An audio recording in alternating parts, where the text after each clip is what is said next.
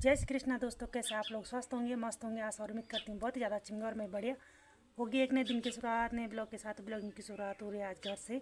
तो शाम का समय है, 5 भी बज चुका है, तो ब्लॉगिंग की शुरुआत हुई अभी, क्योंकि आज जो है दिन भर जो है बिल्कुल भी टाइम नहीं था।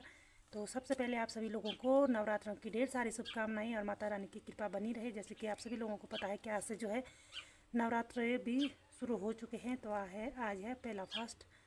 तो अभी जो है टाइम इसलिए नहीं लगा क्योंकि सुबह जा के खेतों में खेत में से आने के बाद जो है घर का सारा काम निपटाया और उसके बाद अभी जो है थोड़ी सी ब्लॉगिंग हो रही है।